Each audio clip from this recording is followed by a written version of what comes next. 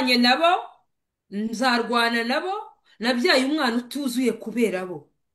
Iki kintu nicyo ngomba kugira motifu ikomeye mu rukiko. Nabyaye umwana utuzuye kubera bagize siza agifite icyo kibazo. We inkotanyi ngomba kuzijyana mu rukiko. I'm sorry, ndabivuze, ndabibabwiye mwantore mwe bo muri Canada. Ubu ngiye kubajyana mu rukiko. Ndabibabwiye, njye sinjya nkora ibintu ntabivuze. Ariko iyi amazina gahunda turayazi, amazina ntiwibagirwa wundi ufite televiziyo ivuga yintu ngo ni igicaniro harya, uwo ngo ni nomero ya mbere. oya nka Kadamiye Channel. Eh, Nka Kadamiyo Channel niwe nzaheraho, n'abandi barahari abo nashyize kuri ekara, wa mugabo nashyize kuri ekara na ambasaderi. Ese kuki ujya kuri uwo ni we ambasade? wo kubari wo kubanziriza. Ambasaderi Ntabwo baje hano muri Canada kugira ngo baduhungete, twazanywe hano na Canada kubera impamvu.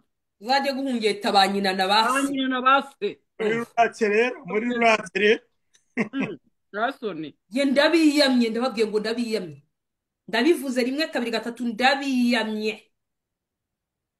Reka tujye ku yindi sije, ariko hari umuntu wambwiye ngo mbwire Serine Kabarega aravuze ati my friend ihangane komera, nibahaguruke abo muri Canada mwirwaneho. Ndababwiye ngo ba Jean Bosco nabakwininda muhaguruke twirwaneho. Genda bijyana muri koti, ariko nzagenda ntanga abagabo baba bizi.